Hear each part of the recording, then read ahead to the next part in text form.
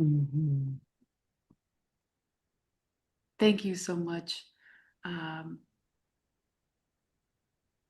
We're live. Yes. Awesome.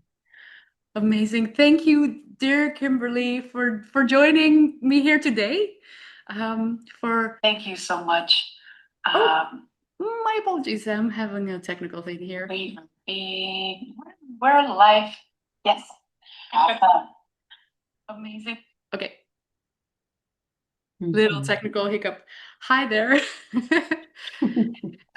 Thank you, Kimberly, for being here, for sharing your precious time on this morning for you, afternoon for us here. You're in the US. Yes. Yes. We're I'm here in right Europe. above Atlanta, Georgia, in the United States. Yes. I love the US so much. I'm flying there on Thursday, but then towards Chicago. Wonderful. You'll enjoy it. I don't think I've been there where you live yet. So there's so much to discover still. That's interesting. We have the world's largest airport, so I'm surprised you haven't flown into Atlanta, but you'll enjoy it when you come. Maybe flying there, but not having gotten out of the airport and really discovering it. Understood. Yeah. Over here in the French part of Belgium, in Europe, and today I would also love to thank people joining us live, and also people joining us later on when this has become a podcast. Thank you so much, sweet souls, for listening and sharing your precious time with us. Before we dive into a little introduction to get to know you, Kimberly, and today's topic a bit, I would just love to let people know that, of course, afterwards they can find your all your website, your information, your beautiful work, and maybe even an email or some way to connect with you in the show notes, so that if questions come up during listening to this or watching this, they can always reach out and find you. And of course, same here, if you have questions for us, you'll find that also in the show notes. And it's an honor, any question that you dare or comment that you dare to share with us. We don't take it lightly. It's really it takes courage to ask questions, and to especially on today's topic, how to tell the truth about the abuse so that you can heal. I might repeat the topic a few times in the middle. Yeah. I think we're diving into some really beautiful material here today. I feel like sharing and asking you a lot of questions. I've prepared. If I look down, I have. It's okay. I've got notes too. Yeah, it's all good. We can free flow. It's all good. Yeah. We'll just, yeah, exactly. I feel like just sharing also with the audience that might know me a little bit, but also people that have no idea who I am, that these podcast episodes, we go deep sometimes, and real and honest, and I always want to make sure that this is the space for that. And so whenever it's needed, we can go there. And also, if I ask you any questions that that are too much, you don't have to answer anything you don't feel like answering, of course. And I trust you as a specialist in this topic. Know that very well. So how to tell the truth about the abuse so you can heal. Well, first of all, I was very impressed.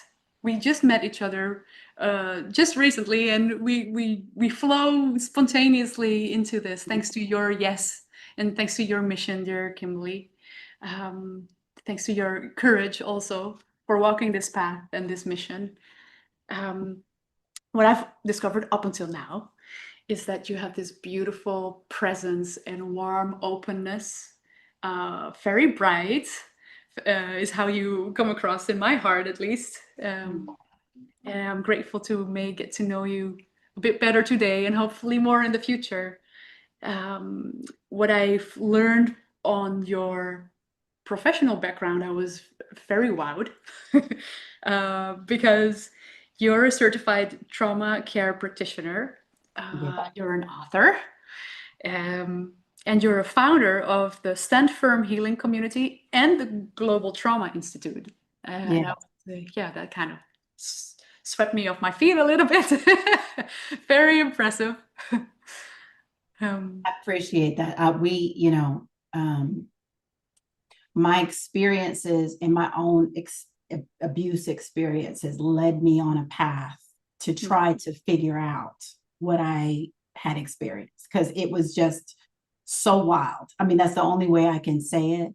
Yeah. And I had no language. I didn't understand what was happening in my body, what was happening in my nervous system.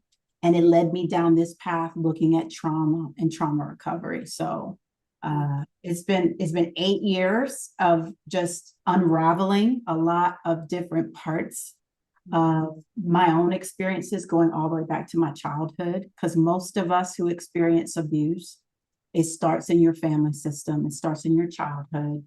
That lays the foundation in terms of your expectations of how to relate to people and how to take care of yourself, or how to neglect yourself.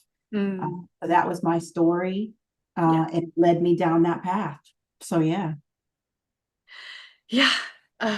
Bless you for walking that path and having come from knowing and inner knowing, experiencing yourself, these periods of, well, some would call it maybe darkness, but at least periods of pain. Yes. To then come out at the other end of it. I would love to ask you a bit about that and to dive into this topic today. And I just want to thank you for your courage and for opening up on this. I think I can very much relate to you, because of course, bless all of them. I love them dearly. Every single member of the beautiful family I had the privilege to get born into and grow up in. And yeah, also on my end, there were definitely experiences there, generationally, I would say. Yes. Where there were such beautiful, creative, sensitive people with the best intentions and giving everything they could. And still there was also so much pain, and maybe the not knowing or not having the tools, or maybe so much spiritual or emotional pain that there wasn't even a layer of awareness, even at some points, on the impacts of certain behavior. Let's say it now. Yes. Yeah. And that's typical. It's typical for it, they call it intergenerational trauma, for things to be passed through your generations. Some people say bloodlines. And for what is abnormal or harmful to be very normalized in your being in that family system. I think about it like a marinade. Like you're born into this family, and that family and how they do relationship, how they do performance, appearance. I have the most incredible therapist that walked me through my divorce process. His name is Gene Schrader. And he says appearance plus performance equals acceptance in the world. So many of us have some kind of way that showed up in our family system. How you appear, how you perform, whether or not you're approved of, whether or not you're the golden child in the family because you did that really well, or you look really well, you're attractive or whatever, or you're a high performer. So all of that, takes shape. So it makes sense for you to say that, because that gets passed from one generation to the next. And everything that comes with that, often the goal of appearing and performing is forced. And it is also, if you don't do that, it is, there is a consequence. It's punished if you don't. In terms of being accepted in your family system, that lays this, again, marinate this foundation where you are taught, kids are taught, here's what's going to get mom and dad's approval. Here's what's going to get family's approval. And you start living your life. It's like you put a mask on and you start living your life according to that mask, and take that into your adulthood and take that into your career and your workspace. That's definitely my story as well. So I get it. Thank you, sweetheart. Yeah. Wow. I couldn't have put it better there. And I would say many of people listening, watching this, whenever there's the perfect moment for that, I would say everybody recognizes this in some form or way or shape. And I wanted to ask you, in what way have you met the moment where this pain became, if you dare and want to go there, and I will of course join you on it. Sure. I know for myself that it took me years, really, and for some reason I was also on one hand so strong that I took so much on for so many years until, and sometimes even, yeah, sometimes there wasn't even a breaking point. I just bended all the way over before I was ready to make changes, to dare to choose myself. I know that it had to become really rough and really painful and really tough, and I can share a bit about that later if desired. But it ended, for example, with me ending up in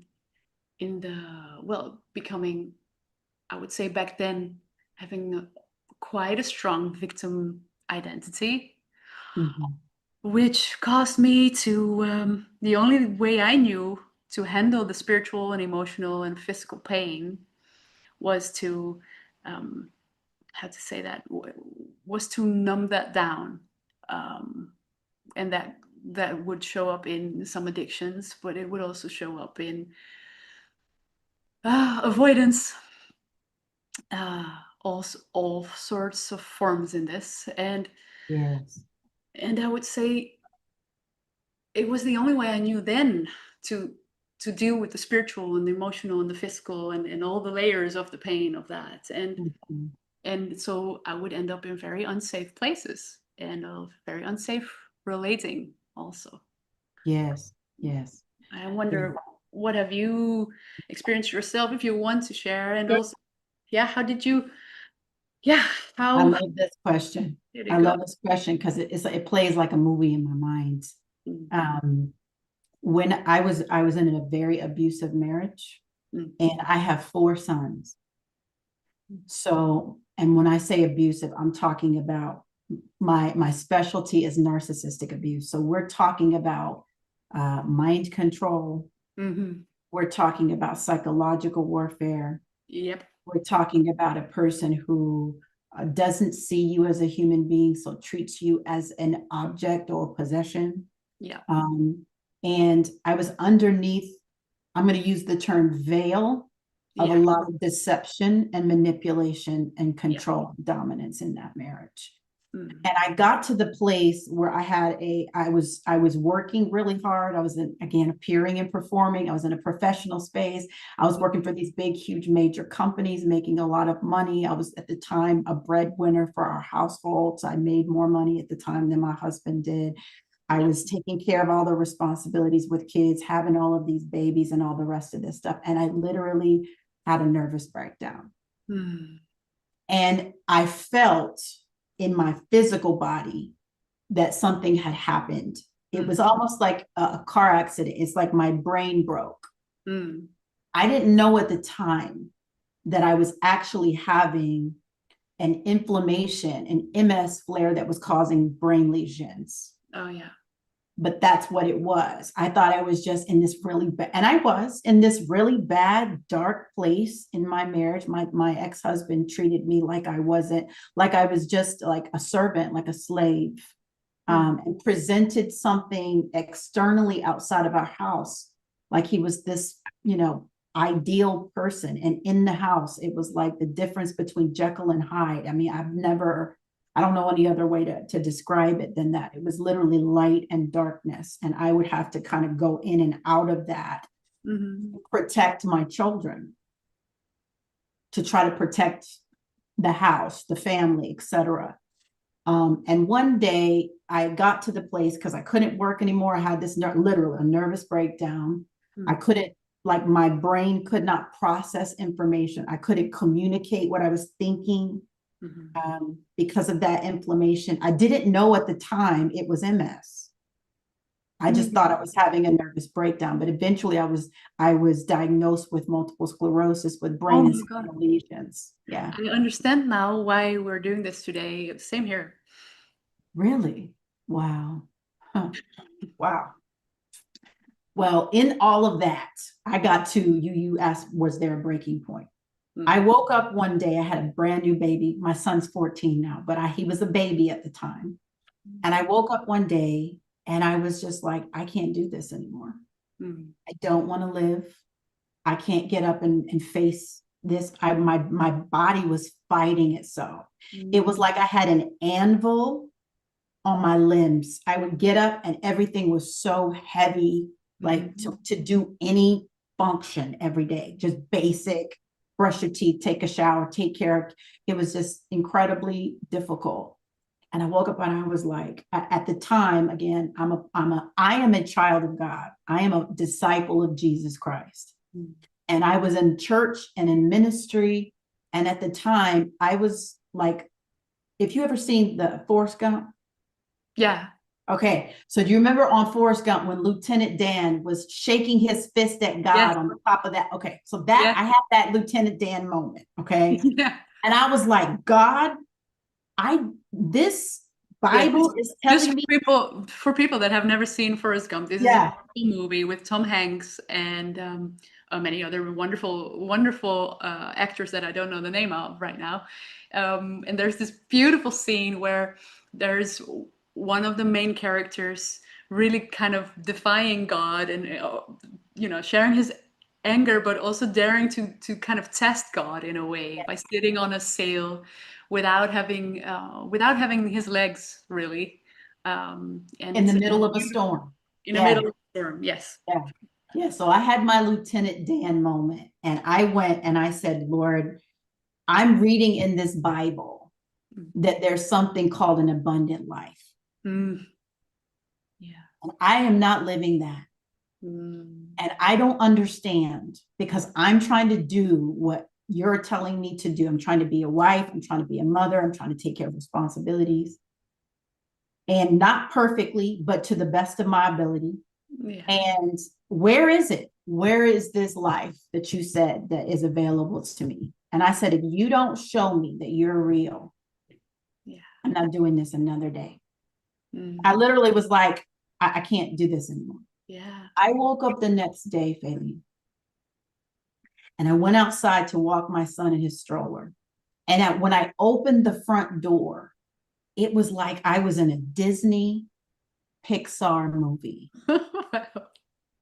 The green on the trees was like ultra rich. The sound of the wind was like I had Bose speakers on. The sunshine was sparkling across the sky. I can't describe it any other way. I just knew that something had happened after I prayed that prayer. And I was like, okay, God, if you're okay, all right, okay, you're real. All right. So show me where that life is. And he took me to the Bible and started to teach me about who he is as I read. And as I did that, it led me to start seeing what was happening for real in my home, because when you're in an abusive relationship, you are under a veil of deception. Yeah. And the Bible started to be a light that exposed that darkness and was showing me what real truth is and real light is. Yeah. And so as I did that, I just started saying no. I started putting up boundaries. I started disengaging from confusion and manipulation. I just started moving differently. And my ex-husband began to become even more aggressive to try to get me back underneath that veil and back under control, which ultimately led to our divorce. Mm. He started to teach my sons they didn't have to listen to me. He would just devalue me in front of them. He would do it publicly in front of other people who would then come back to me and tell me, he's telling your children X, Y, or Z about you. And he's saying they don't have to listen to you. You're stupid. You're dumb. All of that type of stuff. Must have been so painful. Yeah. It was confusing for them. Mm-hmm. And so I have a kid from high school all the way down to like kindergarten in the house. And so we went through a divorce, and that divorce is and subsequently after it, 3 months after the divorce, I was in the hospital. Mm-hmm. I woke up one day, I could not, my brain was not communicating to the right side of my body. So my leg would drag like a limb, like a dead limb. Yep. I would have to hold on to walls and hold on. And all of that led to my actual diagnosis. But that first Christmas after my divorce, I was in the hospital by myself. And I'm literally like, okay, Lord, what is going on? And it led me on this journey of discovery of what happened in my body, what happened in my nervous system, what was happening in my beliefs, what I had been in. I was in a different kind of marinade in that marriage. Yeah. It was a marinade of how I was nothing. I had no identity. I was good for, so it was just a different kind of marinade. And it was robbing me of my sense of myself, my identity, my confidence, my wholeness, my, being able to walk in my purpose in life.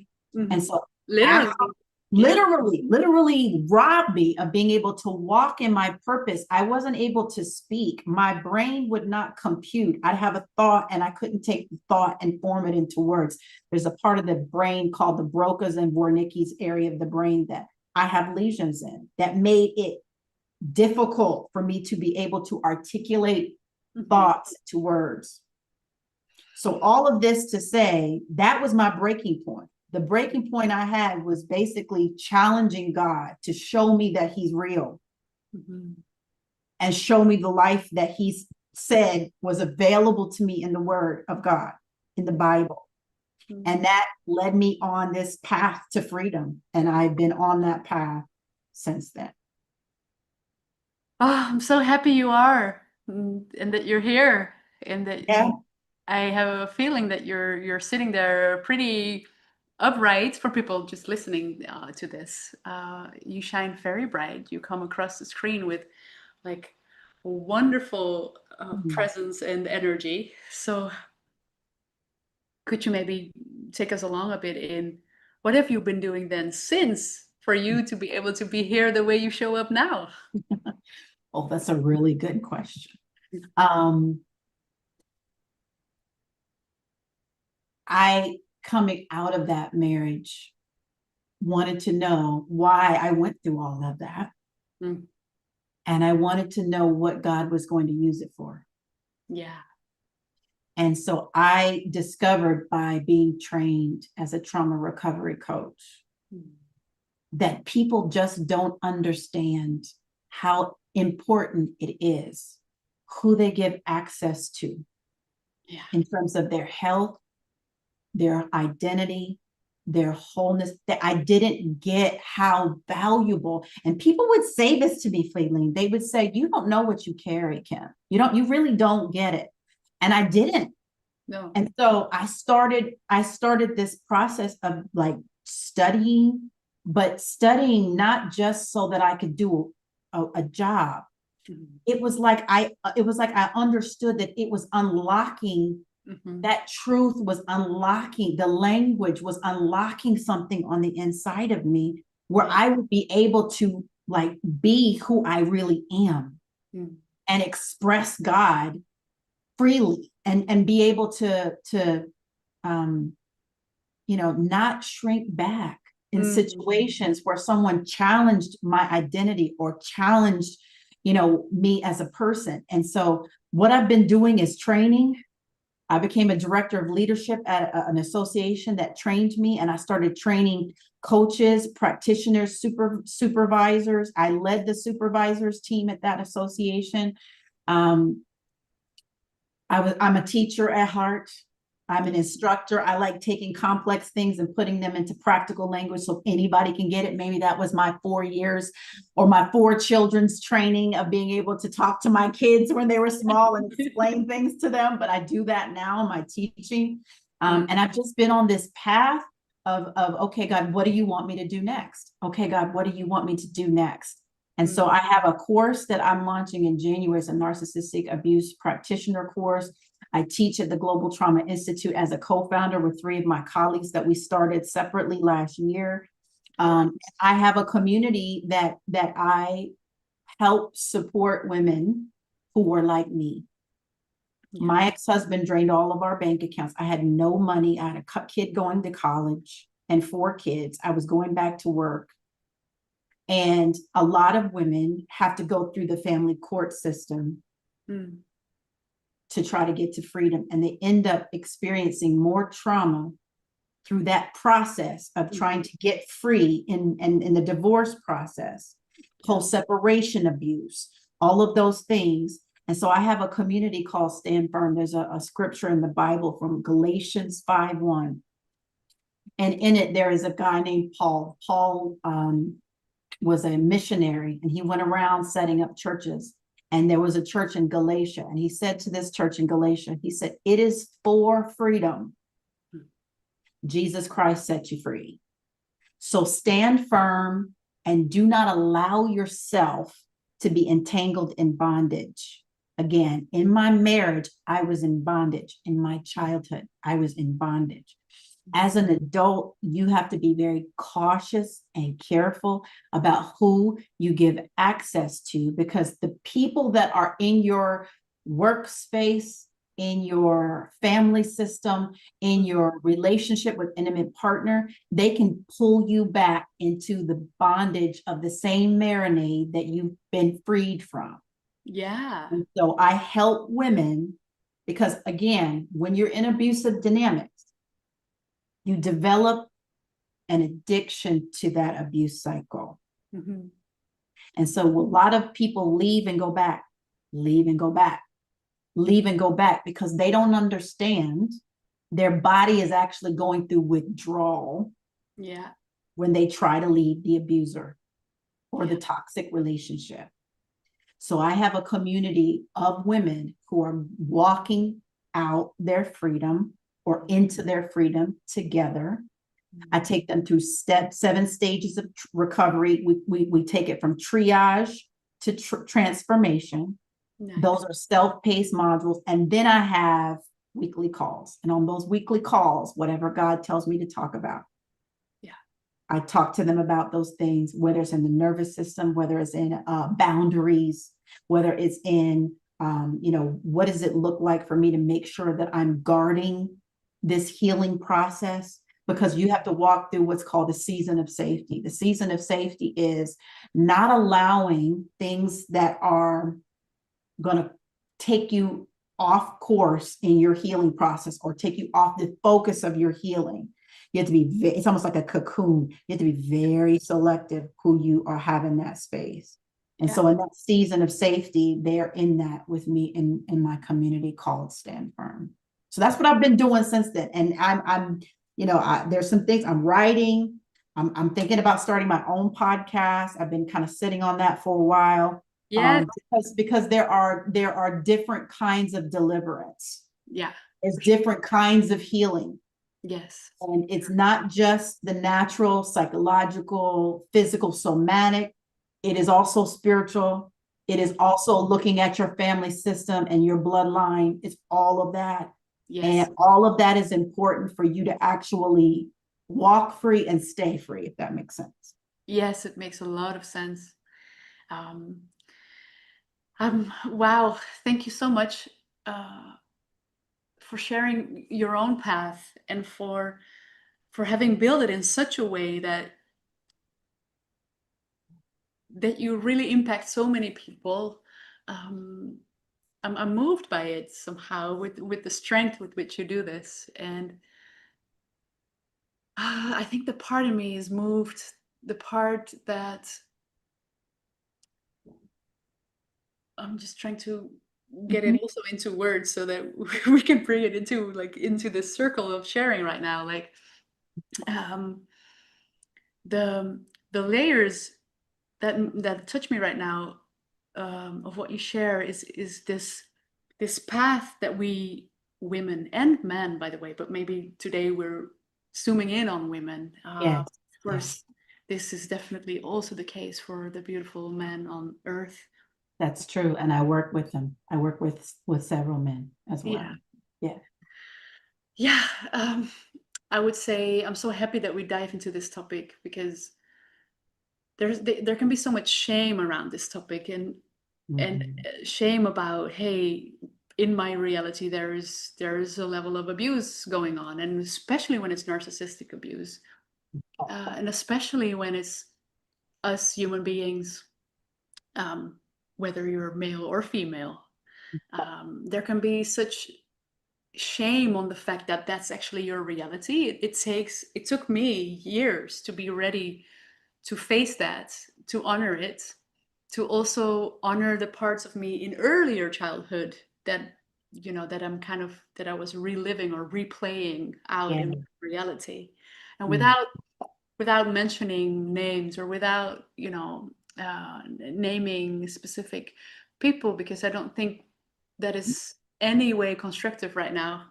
Um, what is moved in me is, oh, the amount of courage it takes, the amount of ongoing willingness to dare to free yourself, and then going through that period of, as you beautifully name it, um, what was it again? The English word for when you're addicted and you're getting out of it. What was the word? Deliverance. Deliverance. Yeah, I meant mm, when you have this, when you keep on coming back because you need this period of safety. You You're mentioned. in an addictive pattern to the abuse cycle. It's an Yeah, exactly. addiction to the abuse cycle. Yes. Yes, I don't know. I don't remember that word. Doesn't Mhm. matter right now. But um, just honoring this part in myself right now, and in Mm. sharing it for everyone listening or watching this later on, um, that the importance of really honoring this in ourselves, to get really real with ourselves, to take off that mask in the first place for ourselves, Yes. to sit with ourselves and the pain that it causes, and to be really real and honest with the fact that things aren't going so well in that moment in time, right? Yes. It takes a little, well, not a little, a humongous amount of courage to also break through that shame in the first place, because there's so much of that. There's already so much self-hurt and often Mhm. negative thinking about ourselves, which makes us end up in places like this in the first place. Yes. With places like this, I mean a relationship where there's narcissistic abuse, or a surrounding, or maybe some of us end up on the streets, or some of us end up in certain locations where it's simply not safe, or Yeah. it can be many things, and the shame is what keeps us silent often, right? And Yeah. it's also this silence that we can sometimes learn in our family systems as a way to create this fake safety. And Yes. in my case, I know that I didn't speak about the abuse Mm. for maybe 6, 7 years before Mhm. I was, because there were so many layers unsafe, Mm. and there was so much to do still before it was a good place to go and tell people and dare to tell people. Yes. And in my case, it was partly a relationship. It wasn't yet a marriage. Um, and it was related to family members. So I didn't feel safe enough to also share it within certain groups or within certain relationships. Yes. And it can be a lonely journey. I'm sharing this now because I think people listening to this might recognize that part of the pain as well. And I wondered, how was it for you, or how do you deal with it now when it comes to this shame also, and to today's topic, how to tell the truth about the abuse so that you can heal. Like, Mm-hmm. how do we do this this jump to Mm-hmm. starting to tell it? That is such a good question. And, the reality is when you are going through abuse and you finally make the decision, Mm. I always say the pain of the abuse has to be greater Mm-hmm. than the pain of change. Exactly. So Yeah. typically, it takes you getting to a level of pain or a level of dis-ease Yeah.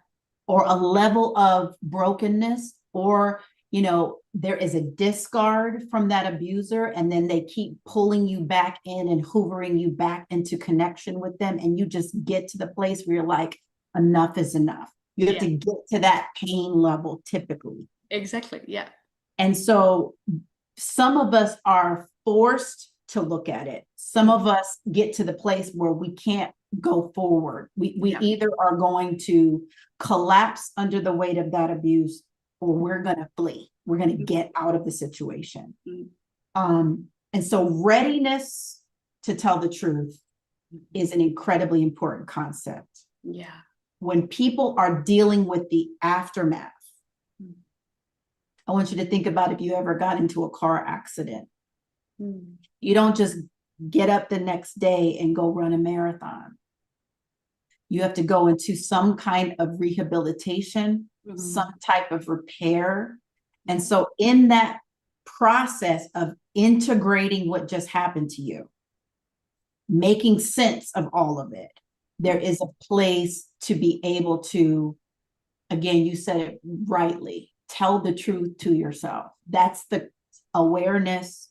That's coming out of denial. It's accepting the reality, radically accepting the reality. Yeah. It's you've lived in a lie, and now you're going to exchange that lie for the truth. Yeah, nice. Yeah. That's really the starting place of telling the truth, is admitting it to yourself. And I'll be frank with you, it's the most difficult step. Yeah. It's recognizing your participation, your choices, albeit things that you were taught in your childhood, things that were normal to you. But as an adult, it's coming to the place of owning that without excuse. I made this decision. I made this decision because I was running away from my family system. I made this decision because I was trying to escape, certain realities about, how I had been loved and trying to get love in a different way. Yeah. I made this decision because I thought it was right. Yeah. Because I thought it was right. And it's accepting, I'm going to use the term honoring, that you did the best that you could do with the information that you had. Yeah. And even in that, you made some choices that weren't wise and or well for you. And forgiving yourself and I received God's forgiveness for myself. I didn't choose to be born into the family system that I was born in. I remember Will Smith said, "You're healing what what happened to you isn't your fault, but your healing is your responsibility." That's coming out of that victim mentality to start. And here's I'm going to finish that statement.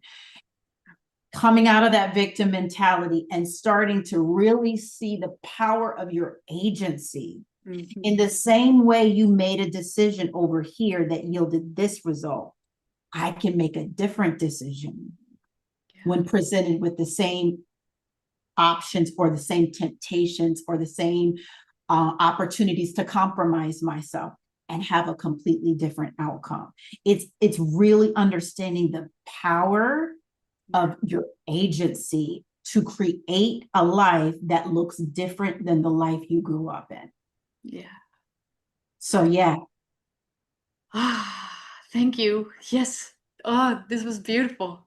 I love this layer the how you phrased it so beautifully, like the concept of this moment that we make the decision, the concept of when we start moving towards the willingness to tell this truth. And I loved how you phrased the forgiveness of it, and hence kind of it can sometimes be a small glimpse, depending on where you're at in your journey, just this small glimpse of there's a certain innocence still, you know. It is always the underlaying vibe, like no matter how far separated you feel from self or source or God, or if you can somehow connect with that little glimpse deep down and in this heart of yours, I think that's where we can start practicing this forgiveness and practicing this this willingness to make a different decision. And to face yourself. Yeah, the willingness to face yourself. If you think about those generations that passed down and passed down and passed down, what didn't happen were people who chose, who willingly chose to face the truth about themselves and the decisions that they were making. And so that's the beginning place of being able to tell the truth about the abuse, so that you can heal. It's facing, how did I give this permission as an adult to play out in my life? What were the choices that I made? Why did I make those choices? What was I trying to meet? What's the legitimate, valid need that I was trying to meet in myself? Where did I first need that and not have it, and learn to try to get it a different way?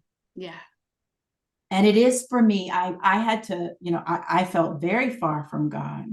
And I had to really, as I cried out in my Lieutenant Dan moment, recognize that even though I felt far away from him, he wasn't far away from me. And he had never left me. And he had been wanting me to turn to him to get the valid needs that every human being that's put inside of all of us, the need for belonging, the need for significance, the need to be loved, the need to be held and held space with, the need to be witnessed, the compassionately, the need to be told the truth, like all of those different things. He wanted me to turn to him so that I could receive that from him for myself, and so that I could give that to the younger parts of me that didn't get it when I was a child. And so I have this picture. I mean, I'm not a big AI person, but I created this picture of me holding my younger self. Oh, I love that. And when I think about moments where I feel that ache, that inner child ache, something isn't happening that's not, you know, I believe I'm supposed to have. And I used to go get it met this way, or I used to go try to numb it that way.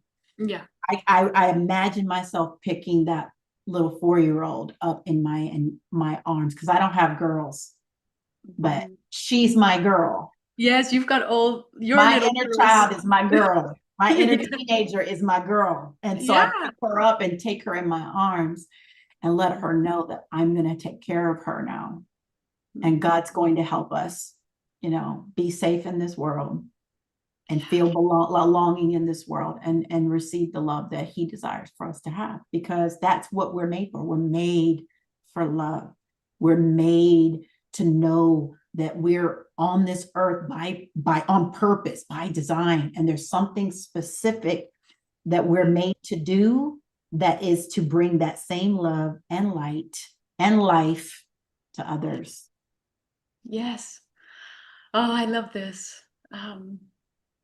Thank you. I love this connection so much. I was also very moved by the fact that you've also walked and also have not been able to walk. Literally. Sometimes we feel, sometimes this happens. I feel very blessed now to have this connection with you. And so many similarities to this path. Mm. And what moves me is, in my case, I call them my star babies. I'm a mom of a beautiful son and daughter who would have been 11 and 13 by now. Mhm. And in my case, they didn't end up being born onto Earth, but they are here, and they've been a big part of my motivation to walk this mission, a similar mission to yours, Mhm. to help, to help guide people towards this layer of inner peace, even after trauma and disease. And I would say it's such an honor to me. Well, in my case, I was actually, after owning and facing, just to make the circle around on what you just shared, like the importance of facing ourselves and facing the reality, and the getting honest with this. Um, Yeah. I think thanks to sometimes the deep grief or the deep pain that I faced, and also the periods in between where I didn't know yet how to take that in, or to Yes. Yeah. allow them through me, because that was there definitely as well. In Mhm. moments I didn't know how. In my case, it was, I believe it this way, it was my MS actually trying to communicate with me, like, girl, you've done a lot of work, but there's definitely some more to listen to. Your body keeps the score, that's for sure. Yes. uh, it was really actually such a blessing when I knew how to listen. Mhm. There were certain tools, which I can of course share in the show notes.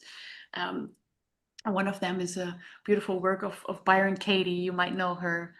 It's called The Work. It's a beautiful method that works on eliminating limiting beliefs, but it's very deep body work as well.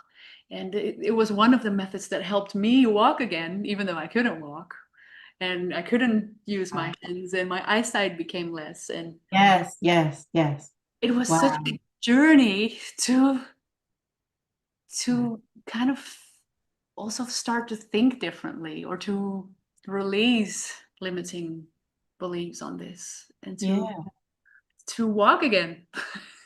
Walk again. It It is was a almost very there. strange thing to have had abilities or function, Mm, and then you go to do the same thing and you can't, your yes. body won't respond the same way.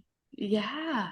And then to have to reintegrate, relearn, redevelop pathways in the brain. It is a phenomenon Oh, it to is. experience that. It really It's is. such a journey also into trust, trusting Mhm. the trusting the body again, trusting the Mhm. universe, God, life, whatever works for you. But for me, it was, and sometimes still is, of course, it's really a path of Mhm. trust. And I think thanks to also the pain, even thanks to the narcissistic abuse, I can see it now and say it this way now, right? Yes. I'm trying to say it also for people listening that might be in the middle of it.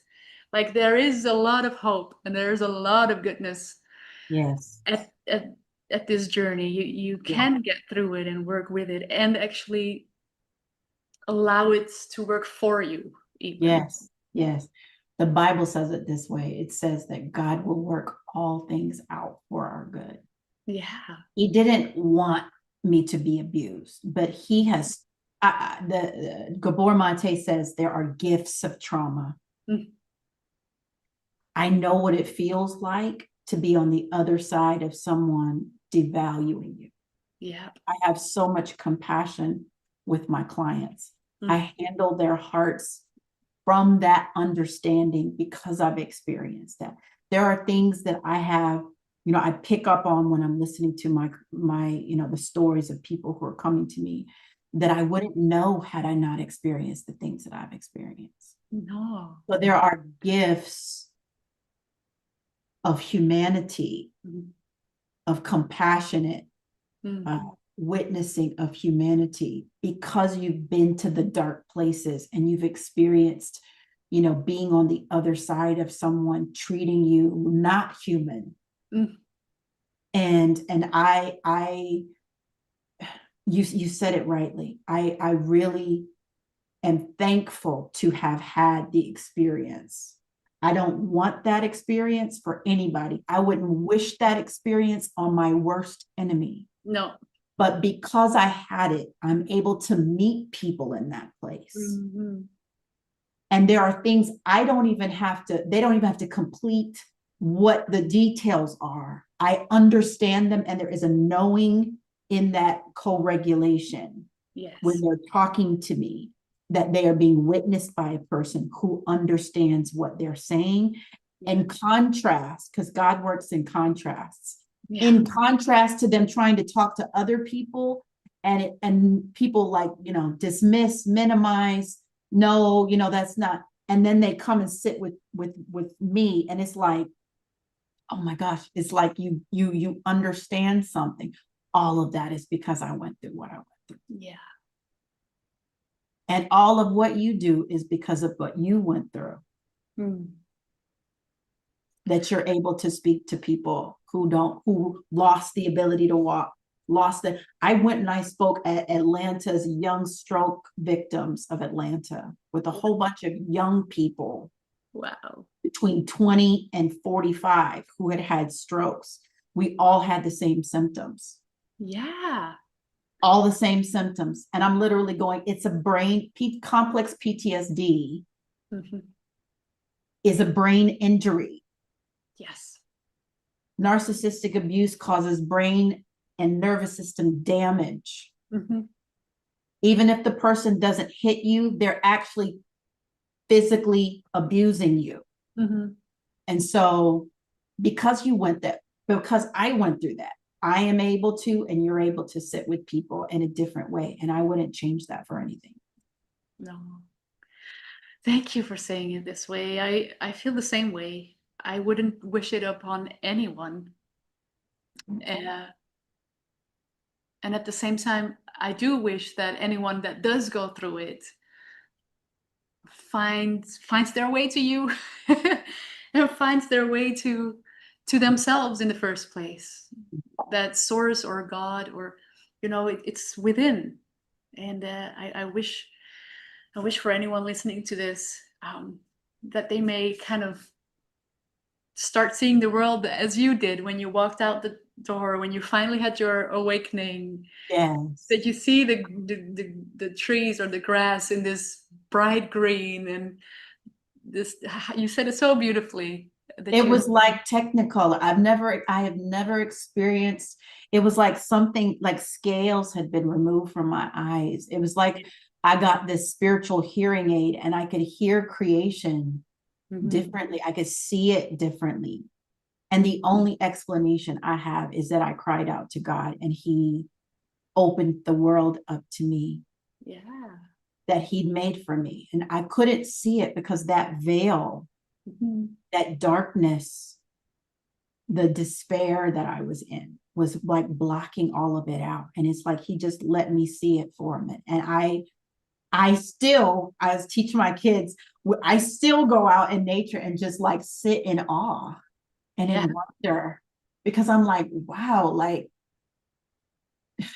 for everything that's happening in the world today, we are still in a world that is magnificent. It is glorious. You just have to be able to attune to it. Yes. Yes, I love this.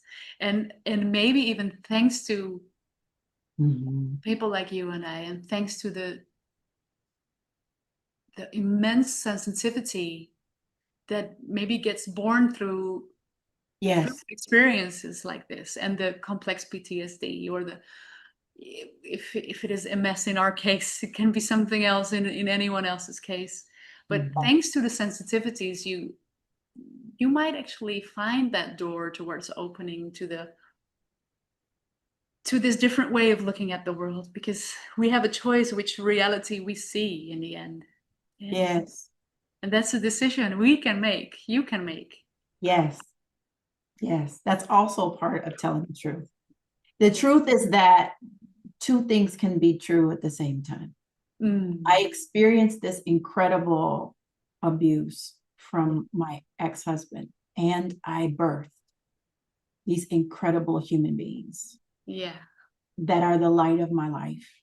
And I don't know what I would do if I wasn't their mom. I wouldn't have that without having had this experience. Two things can be true. And a part of reintegrating, and integrating experiences is to be able to look at those contrasts and appreciate the goodness and the gloriousness and the light and God and Jesus for me and all of that. Like for me to be able to in that dark place, you can't see light without that contrast. It has to be a contrast. And so, yes, I know how to meet people in that dark place, but I also have God is allowing me to express him so that people can see the light of it as well, so that they know there is hope. That what they're in and looking at right now is not all it is or it will ever be. Silence is what protects abusers and the dark things that they do. Telling the truth frees you. It literally unshackles you from bondage. It unshackles you and you come out of agreement with the deception and the manipulation that has been spoken over you. You start stepping out of lies into reality so that you can put your feet on the ground and start making different decisions. And, at the end of the day, it becomes food for other people. That's the way that it has happened for me. It is, I was able to eat from other people's lives, of what their experiences were. And hopefully that's something the Lord allows people to do with me as well. I know that sitting in your presence just already and listening to this wisdom and wonderful light coming through, I would say I'm experiencing it. People listening to this might also join in that.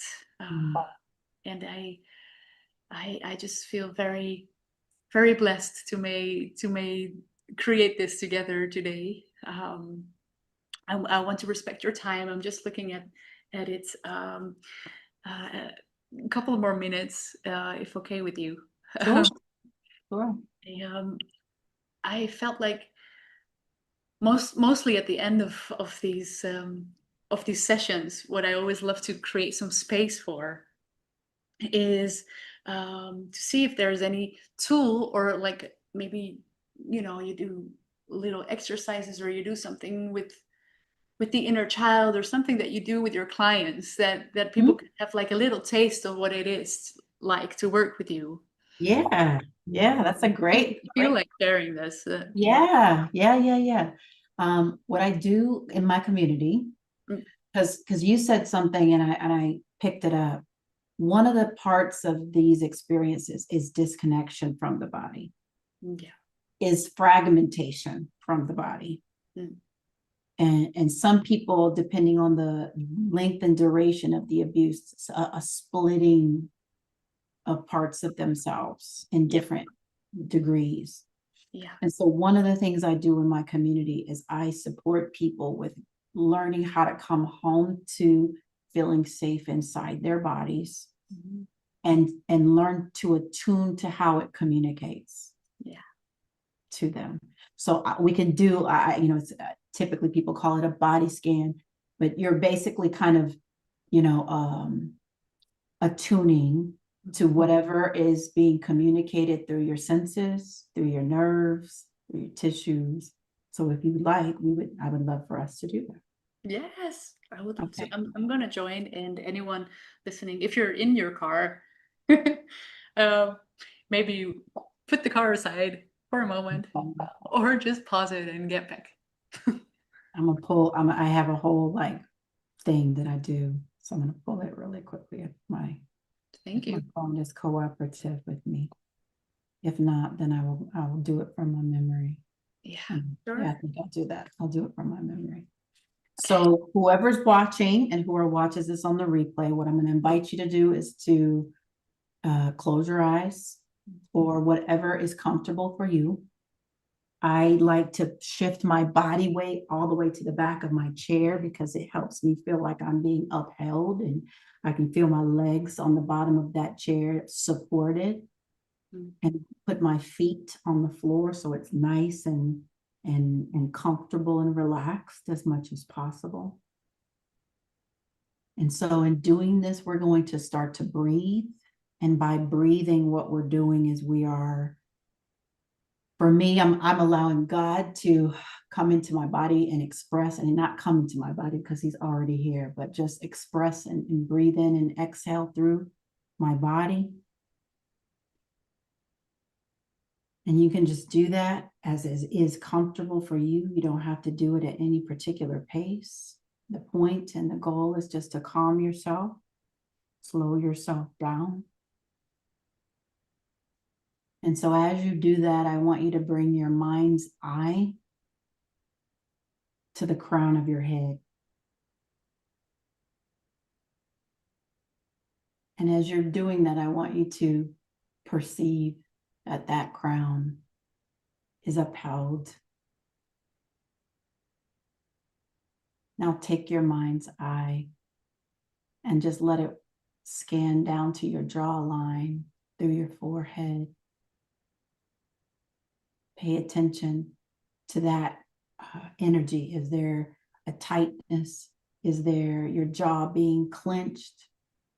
Relax the space between your eyebrows. And let your mind continue to travel down through your neck and your throat to your shoulders. And just notice, is there any energy there? Is there any tension? Do you feel tightness? If so, just let it drop away. Continue to travel down your body. Bring your mind to your chest area where your heart is.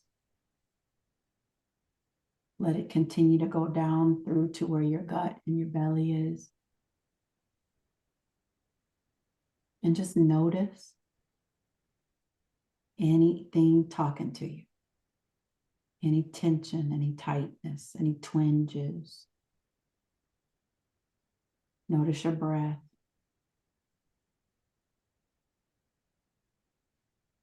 And continue to breathe and keep going down through your midsection and your legs to your kneecaps,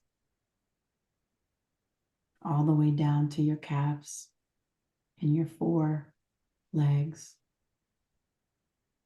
And just notice if there's any energy there, anything tight, anything you feel.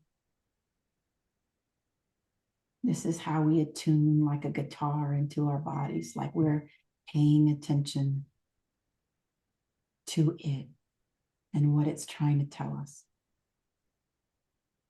And continue down into your heels, your arches, your bottom of your feet and your toes. And just notice, is there anything that you're sensing and feeling in that space? I always, when I pay attention, feel like my feet are in little pools of water, like energy.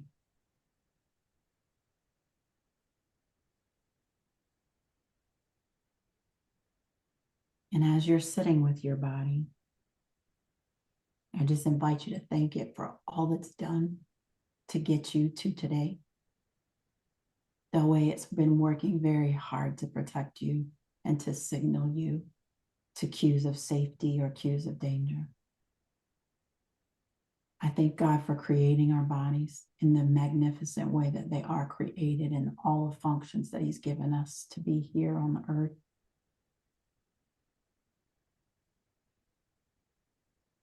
And anytime you're feeling overwhelmed or things are very noisy, like static, or there's a lot happening in the world or happening in your space, you can just stop what you're doing. Pay attention to the crown of your head all the way to the tips of your toes and scan your body. 1, out of appreciation, but 2, out of listening And if there's anything in your body that needs your attention, honor it. I say put some respect on your nervous system and give it this due attention that is asking of you. Continue to breathe. And when you're ready, we can come back into this space and open our eyes. Give ourselves a big, tight embrace and thank our bodies for all it's doing to care for us. Oh, wow. Thank you, sweetheart, for taking us along on this beautiful journey with you. Mm-hmm. It was very powerful. It was My very body has fought for me, and I'm sure that's the truth for you too. yeah. And it's been so patient Mm-hmm. with me, not me source, but me innocent ego mind, Mm-hmm. fighting my body also. This Yeah. body's been so patient. It has been around even when this mind of mine was against it. Yes. Yes. Yeah. Absolutely. It's so sweet. Thank you so much for today's beautiful session. I hope we can get on another one in the future because there's so much we've touched upon that I believe could be whole sessions on its own. Understood. Yeah. Yeah. It's like the healing process is, you said it rightly. You said it's so multi-layered. Yeah. And in the multi-layers, there's timing. There's Oh, a timing of meeting those different places of healing that you can't rush. no. You can't force. Mm, If there's resistance, you have to respect because there's something in your body saying, I'm not ready yet. yeah. All of that. Yes. Yes. Thank you so much for sharing this precious time out of your busy schedule. And it's been such an honor to may sit and connect and learn with you. And before we go, I just feel like checking in at the Mhm. end of these sessions. Is there any motto or a phrase or a quote that's something you live by, or that's something somehow comes through you now for people to hear that's important to take with them? Yes. It's from the Bible. It's Proverbs 23. And it says, guard your heart with all diligence, for from it flows the issues of life. Wow. Thank you. And I'm not sure, I think it's Proverbs 4:23. But if you look up guard your heart, it'll come up online. Wow, it's beautiful. Thank you, everyone listening, watching today, for joining us, for being here until the very end, for reaching out, also for finding your way to Kimberly and her beautiful work. I hope you do. And I might ask you, Kimberly, if you have like a specific email that people can reach you on. I might ask you for it and then add it as well, or a way that you like to be reached. Personally, there's two ways you can reach me on my email. My email is coaching@KimberlyWeeksCoaching.com. That's a really long email. I'm still trying to change it. It's Or you can reach me on Instagram at right. I am Kimberly Weeks. Nice. Thank you so much. Have a beautiful rest of your day there. Everyone listening, same to you. It's been an honor, and hopefully to the next one. Thank you.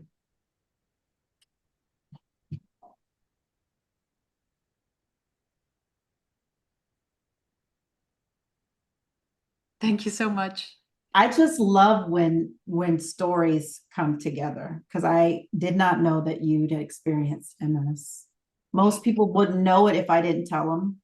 So Oh, yeah. I felt very guided towards you, and I didn't know why. Sometimes it happens, it just comes through me like, okay, boom, suddenly